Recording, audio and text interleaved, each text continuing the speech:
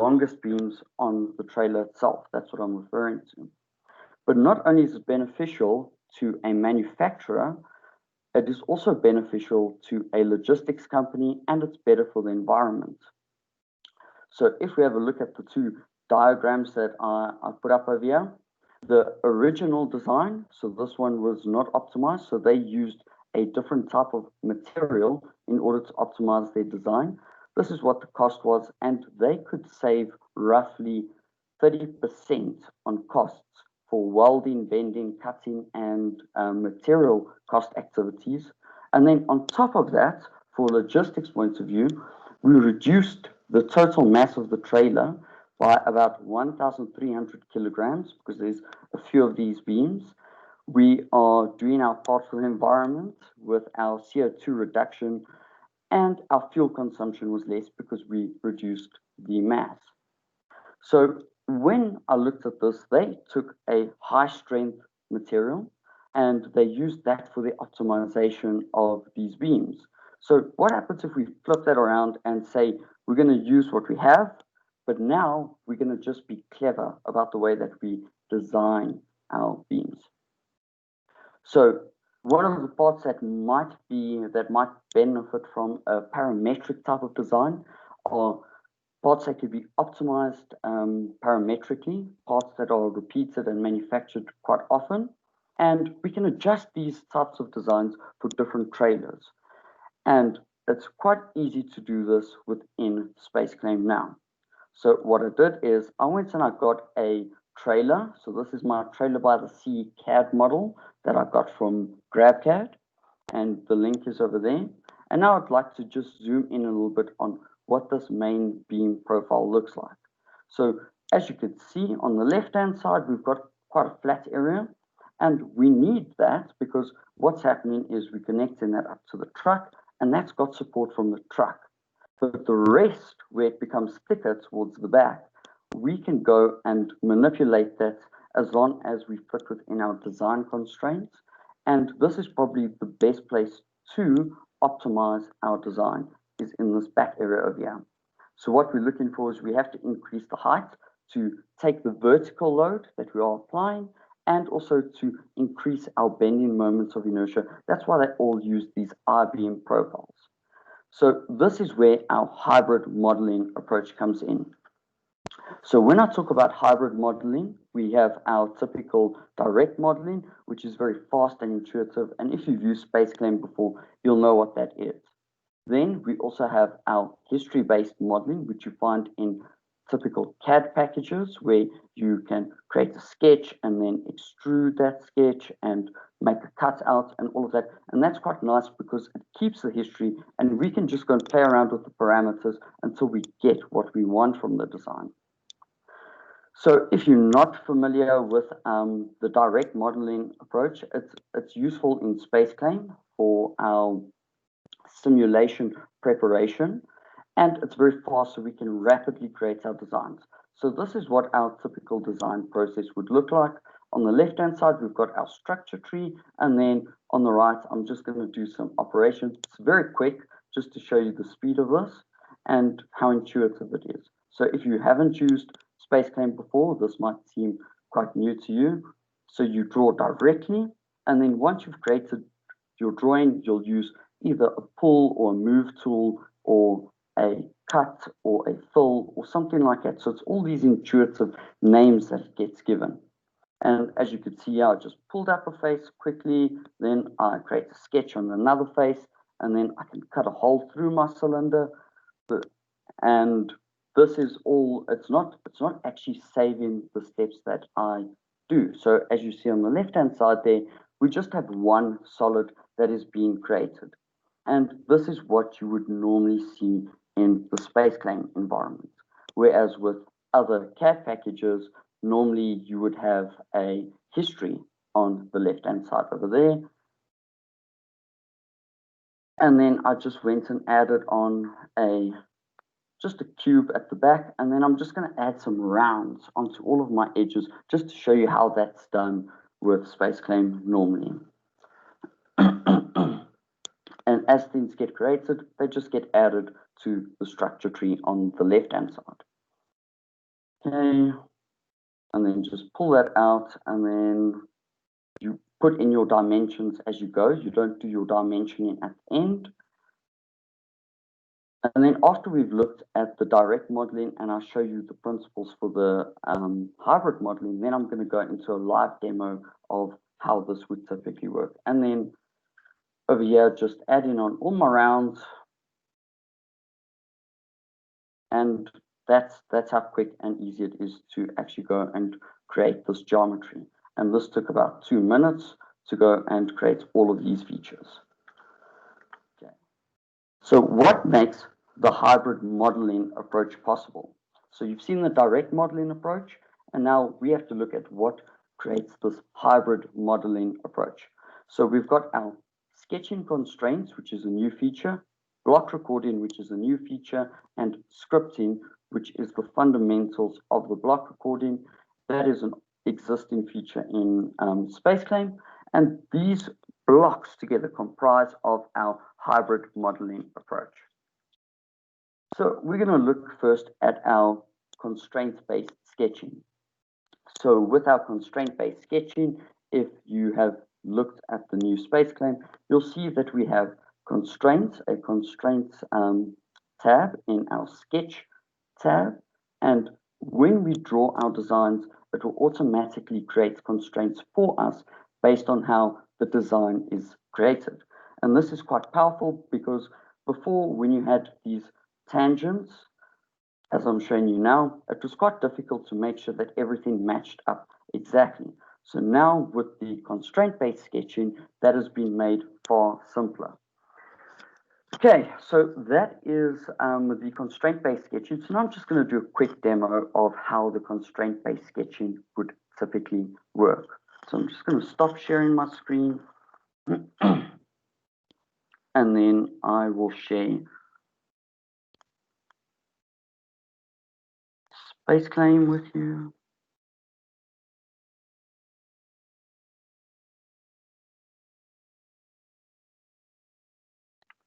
Yeah. Okay, so I hope that everyone can see my screen. Let me just move that out of the way. So, okay. So when we do our constraint-based sketching, what we have is normally we would have our design tab, then we can enter our sketch mode. And for this case, I'm just going to start drawing a beam profile for our trailer. So I'll start off with creating a rectangle over here.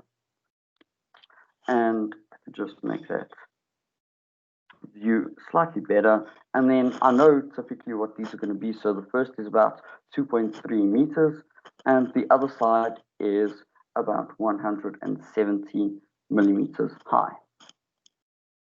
So that's what we've got now. So now you might notice when we look at this, we have got a dark blue line and a light blue line.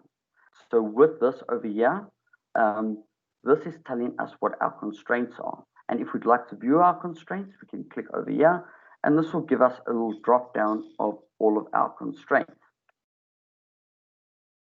So this is just saying over here that it's coincident, those 2 points, and those 2 lines fall on top of one another. We can also delete and add constraints as we see fit. Now I'm just going to go and draw another rectangle. Sorry. Let's say about 500 millimeters in that direction. And then it's going to be slightly below. Sorry.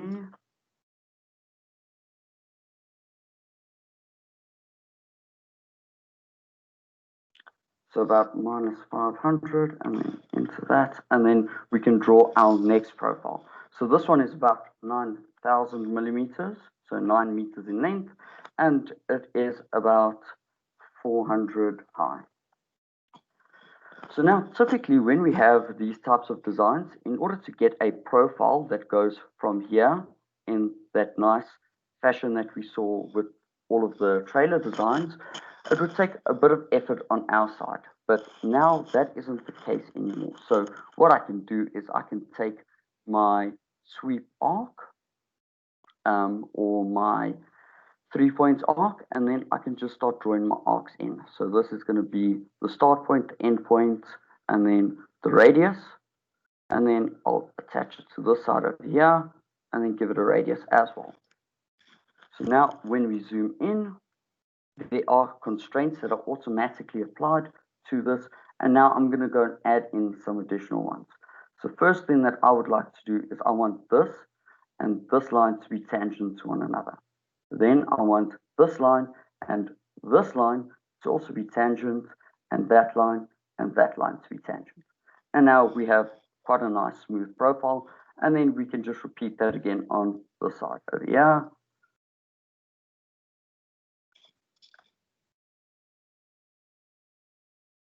And just give that again a tangent. So that's really the power of this tool.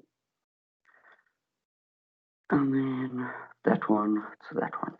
Okay, now we've got our profiles, and we can go and change that at a later stage. So now you see that some of these lines are a dark blue and some of them are a light blue. The reason for that is the dark blue indicates a fully constrained line, whereas a light blue line will indicate something that is still missing some sort of constraint or dimension. And you can check that by just dragging it around and seeing what happens. So as you can see here, as I move it around, it changes my beam profile. So I'm just going to stick it over there, and in order to fully constrain it, you have to go and add some dimensions, and these have to be added from the Constraints tab, and now we are starting to fully constrain the design.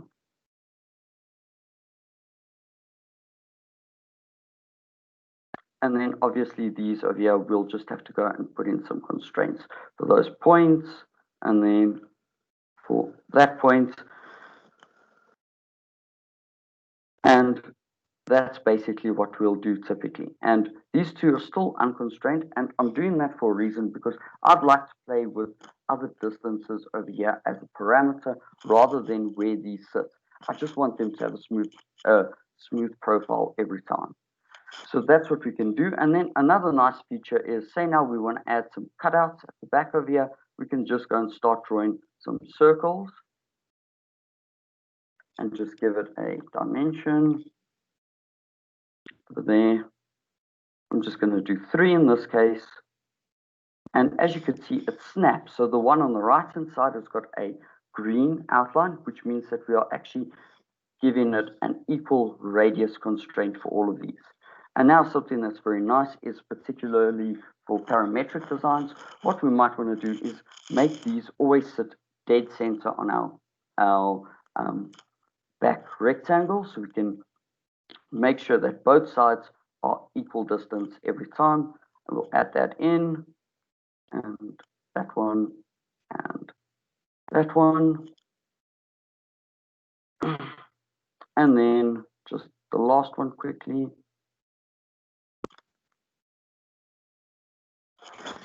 And now we want these to be evenly spaced. So what we can do is create an equal distance from that point to that point, which will then be the same as that one to that one. And now, no matter what I change my design to be, these will always remain consistent. So it will always keep these constraints the same. So let's quickly add on the other ones. And that's going to be from that point to that point. Now we can just say this one must be the same as that one. And now we've created our equally spaced cutouts. So that's basically how our constraint-based sketching works. There are more features, but I just wanted to cover the basics to show you the power of this tool, and then we can continue with the rest of the demonstration. So that is the one new feature, which is our constraint-based sketching.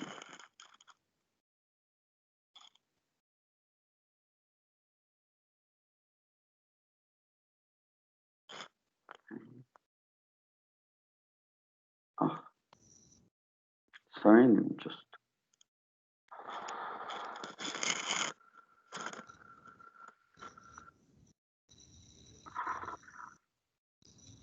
Okay, now back onto the PowerPoint. Can you see my screen again, Laura?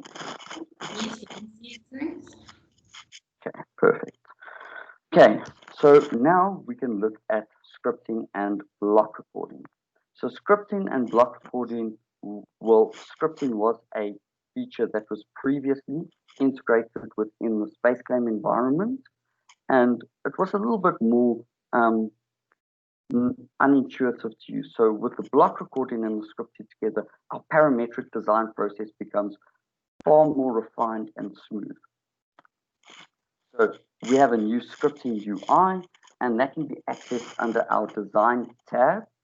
And when we go into our design tab, sitting at the top right-hand side, highlighted in the yellow, is our block recording and our scripting.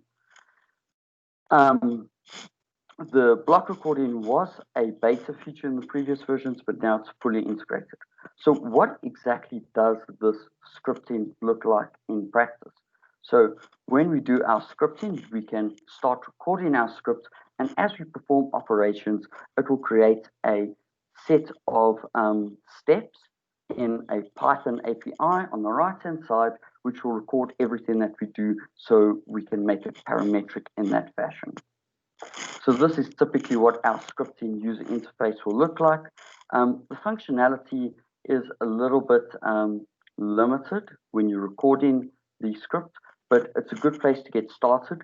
If you really want to use all of these features, then you will have to know a bit of Python programming. But I'm going to show you with the next step, we don't even really need to know all of that.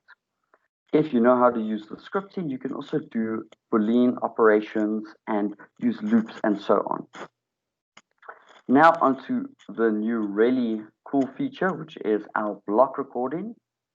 So block recording allows us to actually track our changes within the simulation, and it will create features for us to go and manipulate at a later stage. So this is almost like a history-based model, similar to other CAD packages where you'll go and you've got your sketch and then you extrude a face and you create a round and so on and so forth.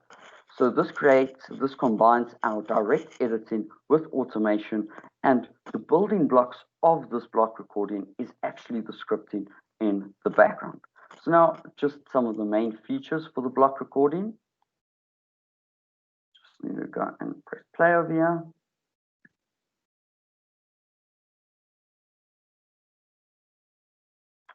So for the block recording, we have parametric updates, which we can make use of, but this also has a linking capability. So in this case, they're creating a sketch in NX and opening it up in SpaceClaim. Then what you can also go and do is with the connection to CAD, you can go and read in all of the parameters from a separate CAD package, and those will appear within the SpaceClaim environment. So as they update it over here, you'll see now it's going to bring in different parameters. So in this case, we've got our radiuses, our holes, and so on. And if we go and adjust one of these parameters within SpaceClaim, or if we add something within SpaceClaim, we can take that with our bidirectional linking back to NX, and it will update automatically. And here you can see we adjusted our design in NX and it updated directly in SpaceClaim. So that's the power. And then if you want to, as we are creating more and more features in our tree, copying, pasting, moving objects, and so on, they're all getting added to our block recording capabilities. So then all of the things that are happening over here will be recorded, and you can go and adjust that at a later stage. With the block recordings themselves, we can also link parameters from one block to another. So this might be quite a bit of information now, but I'll give you a demo shortly on how the block recording works and how we integrate it into our design workflow.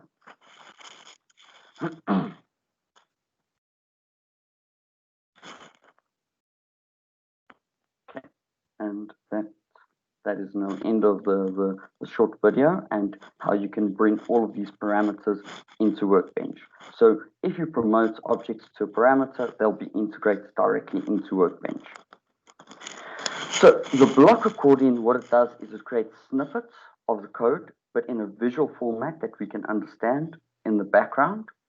You do not have to code in order to create these blocks. And it's very quick and easy to get started on. I'll show you exactly now how easy it is to start creating these blocks and so on, and how we can update parameters, and then I'll show you a finished model after that. So let's move on to the demo.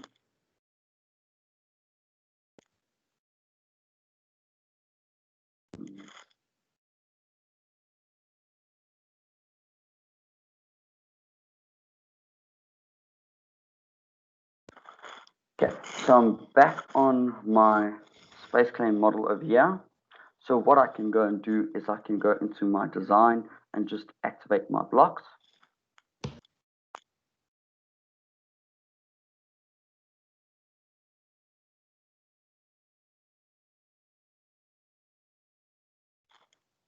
And it's going to just bring up this plane on the right hand side of here.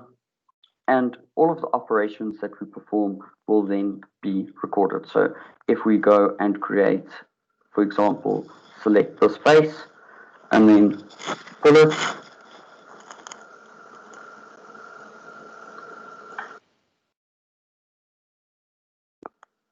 then what we get is we get our extrude, and with that extrude, we get the dimension that we went and put in over there. So it will record every single thing that we do.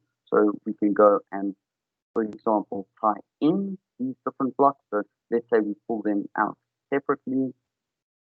Just pull that to that distance over there. Then it creates another extrude face. And the cool thing about this is as well, if you're not sure what all of these blocks are doing, you can just go here, hover over it, and it's going to show you what it is extruding. So that's quite a nice feature over there. And let's say we wanted to link these two parameters to one another, then we can go and click on the parameter over there, and we'll just call this thickness 1, so just T1. Then over here, in the second one, what we can do is we can go and select that, and just make it the same as the first parameter, which is B1, P1, which is thickness 1 over there. And then if we just run our script again, then it will update it and make them exactly the same every single time. So that's the power of the block recording, and it records everything. So if we had to go and say into our workbench and say shared topology, and it picks up certain areas for shared topology and say, cool, add that, it will go and fix share areas. So these are all of the areas that we can share, and we will then go and, for example, say we wanted to do that after our extrude, we can literally click over here and drag and drop our blocks wherever we want them. So it's very visual, a visual way of creating code. And just to show you in the background what is actually happening is, if we go over here, this one might be more intuitive. Here it is actually creating a script for us. So this is what's happening in the background, and we can go and edit the script ourselves if we wish.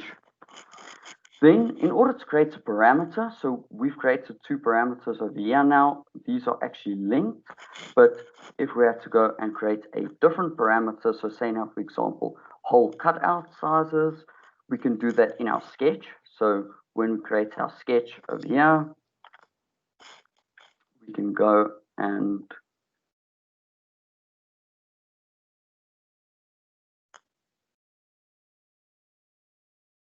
sketch on the surface and create a circle with a diameter of, let's say, 250 now.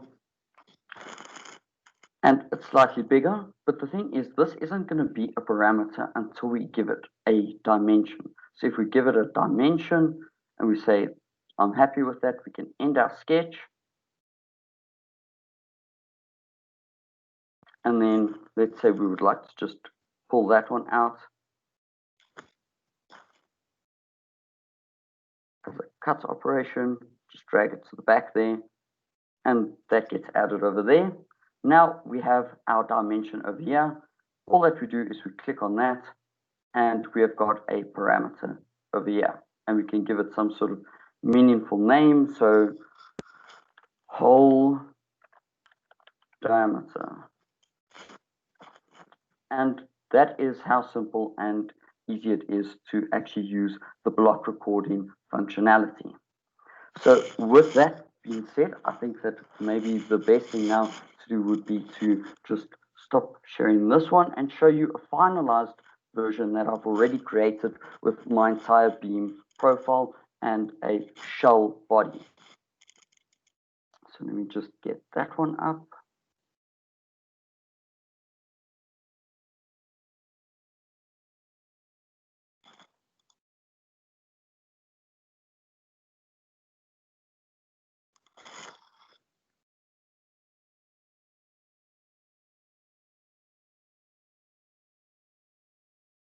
Here we go. Okay, so now if we look, this is a profile that I created of shell elements, and over here you can see this is my order of operations, and I've gone and created a couple of parameters over here. So over here, this is the back height, which is this height over here. So say now I want to make that slightly smaller, I can always go and just change it directly over here, and then it's going to give me the update symbol next to all of these, and I'll just click on run.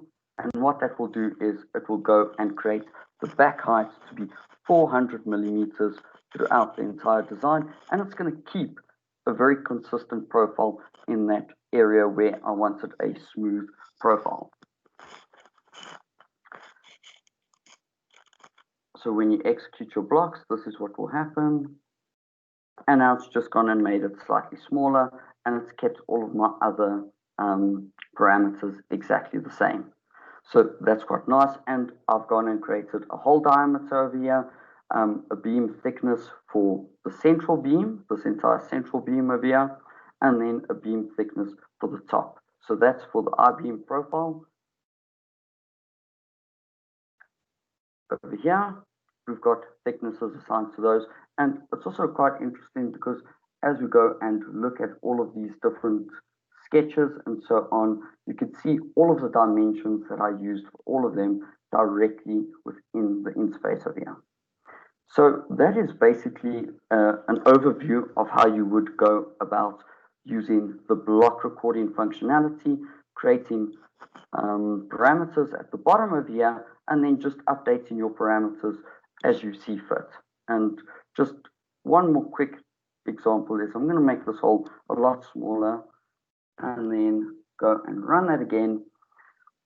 If you are updating certain elements, because I did this at the beginning, it has to run through all of these blocks. But if you go and change certain thicknesses at the back or anything along those lines, you'd only have to run those blocks, and you don't have to run all of the blocks. You can use this the step run at the top of here to just go and run through selected blocks. And here it has updated for me over there. So that is an overview of the block recording. Let me share the rest of the presentation with you, and in that I'm just going to quickly go through how you would integrate this into your workbench environment to use these as parameters for a design optimization study and so on. Okay, so that is the fundamental aspects that create this hybrid modeling approach. So you can use the direct modeling or the hybrid modeling or just the block recording or the scripting. You can mix and match as you see fit. And once you've done with that and you've got some parameters set up, the next step would be to take that into an analysis system. So into a mechanical analysis or for CFD, for example, into a CFD analysis. In this case, it will be a mechanical analysis. So this is what my typical workflow looks like. So we have the design, which is our first step. This is where we will go and create our design parameters and go and constrain our design fully. Next will be our meshing stage. So the mesh itself can be controlled with name selections. That's the way I like to do it. And the name selections can also be created within SpaceClaim and recorded as a separate block.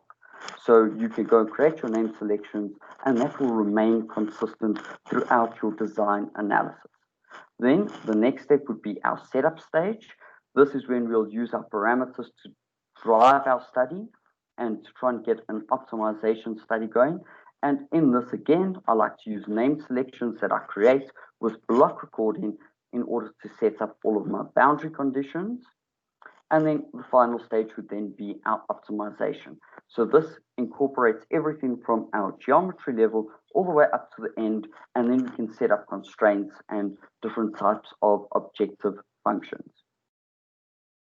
So in the design stage, this is where we'll make use of our scripting and our block recording. If you want to, for example, go and change the number of holes that we're creating, then what you'd have to do is you'd have to go and dig a bit into the script, because you can't automatically update that without custom blocks. But if you have something that's recorded in a similar fashion to what I showed you now, you can just update the geometry directly from there. And the fundamental aspect of all of this is using name selections created with blocks to feed into the different design studies that we will be using for meshing and for boundary conditions and so on. And something that's important to note is the order of operations in which we create our design with this hybrid modeling approach is still important. We have to be clever and logical in the method of our operations, similarly to how you would have to do it with other CAD packages. Then for the meshing you can use SpaceClaim. That is still a beta function, so it's not been fully integrated, but that itself can then also be recorded within the scripting environment to change our meshing parameters directly within SpaceClaim. Otherwise, what I would do is I'd use name selections for scopings, and then I'd refine my mesh based on that. And the mesh independence and the sizing can also be linked to one another. So if you would like a certain number of cells across a bar or whatever, you can go and link that to the size of the bar and give it a set dimension. So that is something else that we can do within the scripting environment. Then for mechanical, there is a separate scripting that we can do within mechanical, and there's a whole video series on the QFinSoft YouTube page that you can go and have a look at if you are interested in finding out more about that. Again, it also uses Python, and it's on the right-hand side over there. As you can see, that's where you will generate your script, and there is a recording functionality. So you can click on the record button and record your operations, but certain types of operations are not fully supported with the recording functionality. And once we've done all of this, we can finally go and put it all together and go into our optimization study. And with this, we could take in all of our considerations and constraints and plug those into our optimization study, create a design of experiments, and then optimize our geometry and validate it. So that's what it will look like typically with the response surface. We can look at sensitivity studies, and this is how our parameters feed from one component into the other. So then just to sort of end it off, this is what I optimized for. So just from the standard component and applying a weight at the top and just fixing the one side and applying a spring at the bottom, I could reduce the weight by 100 kilograms. And if you have 4 of these in conjunction with one another, that means we can carry 400 kilograms of cargo extra, or we just save a lot on our fuel. The maximum deflection from the standard design with no cutouts compared to my design, the maximum deflection was only increased by 3 millimeters. So that is something that I put in as a constraint, and it had to be below yield. In this case, it was. So there's still a lot of room for improvement, but that's how easy it is to actually just go and integrate all of these systems within this environment. Okay, so I ran through everything fairly quickly to get us to a 45-minute demonstration. So now that's all from my side. I hope that you enjoyed the presentation, and now I'm going to just open the floor for questions or discussion. Thanks a lot, JC. That was very good, and thanks for sharing all the useful tips with us. As JC said, is there any questions?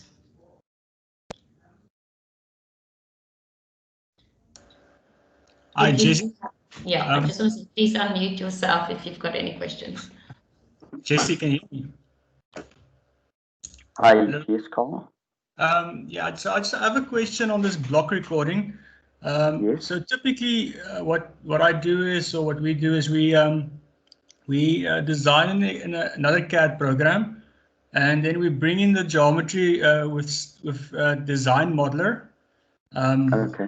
And the reason for that is because it keeps the link to the external CAD program, and we can also do some operations in Design Modeler, and then go from Design Modeler to Ansys Mechanical or whatever we want to do. And in the past, the only reason for that was because, well, that was the only way to keep the link, because SpaceClaim was just a direct modeler, so you could bring it in once and you can do operations, but you cannot then go and make a change in your external CAD model. So the question is really, can we now, with this block recording, bring in geometry to SpaceClaim, do some operations, for instance, do mid-surfacing in SpaceClaim, go on to Ansys Mechanical, do the simulation. If we see, well, something we don't like, can we go back to our external CAD program, make a change there, and then just replay the block recording? So in essence, can we replace Design Modeler? So as far as I know, I'm not sure exactly what CAD package it is that you work in. I'm guessing it is Creo. Is that correct?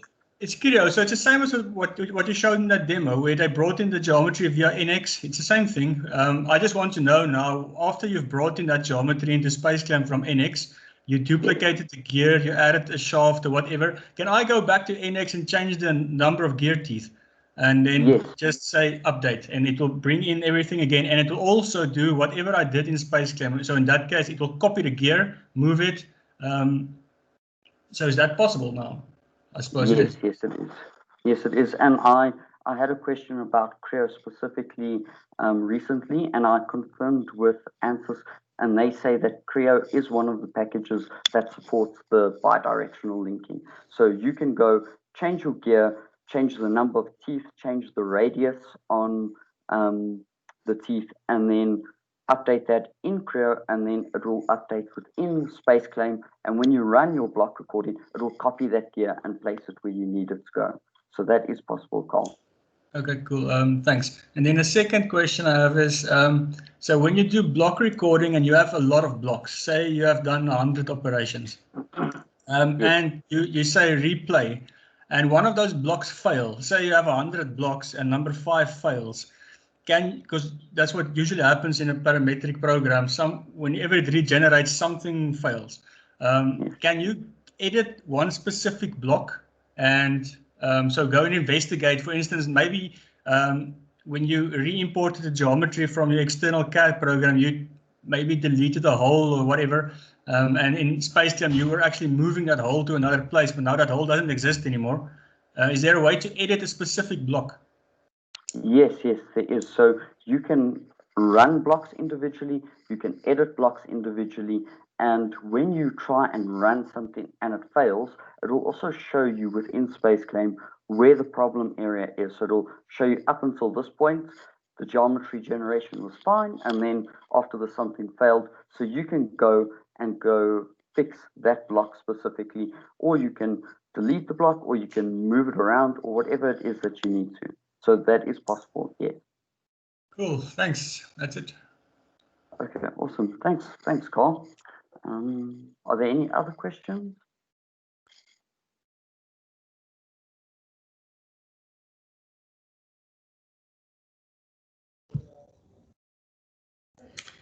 Okay, Jesse, it sounds as if there's no more questions, unless everybody's trying to ask. Oh, there's somebody else.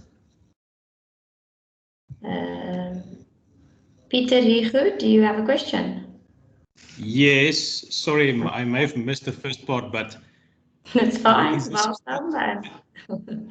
thanks. Is this standard included in the latest release, or is it separate buy-in, or how does the licensing structure work, and from which release will it be included?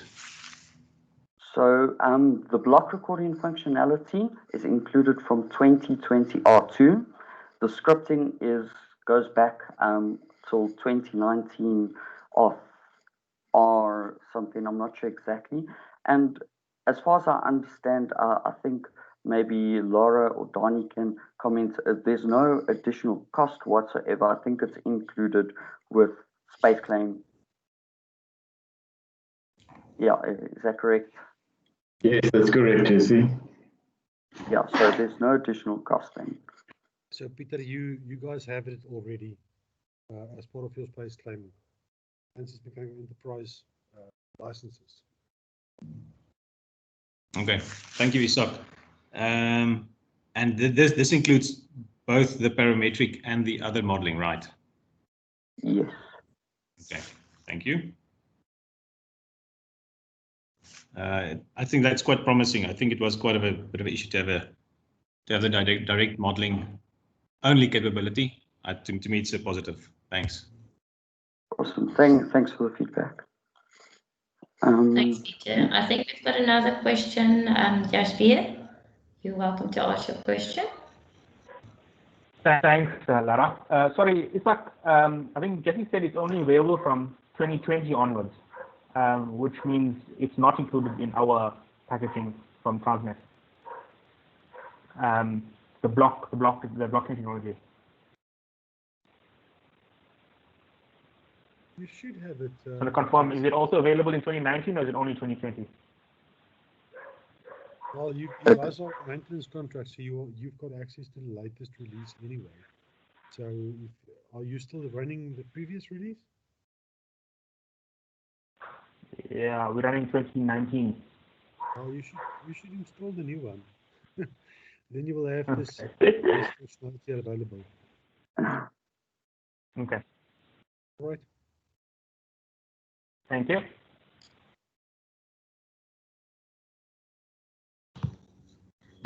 We've got another question. Lebokang, you're welcome to ask your question. Not really a question, but just triage. I have downloaded 2020 R2 in the past month, and it seems it does have it when I look at and we do have license capabilities for it. Yes. Okay. Thanks for the confirmation.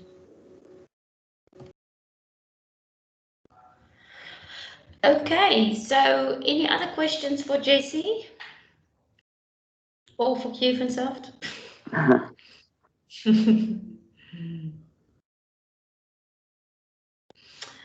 Okay, I think in that case, Jesse, thank you very much. As I said before, I think it was very informative and a lot of tips shared with especially people that do have access to it already, that can use it, and some people that might find use of it in the future. So thanks a lot for that. And thanks everybody for making the time to join the session today. We will be sharing the recording. And please contact us even if you have questions afterwards. You're welcome to contact us. And enjoy the rest of the day. Thank you. Bye-bye. Thanks, Jesse. Bye. Thanks, Jesse. Thanks, guys. Cheers,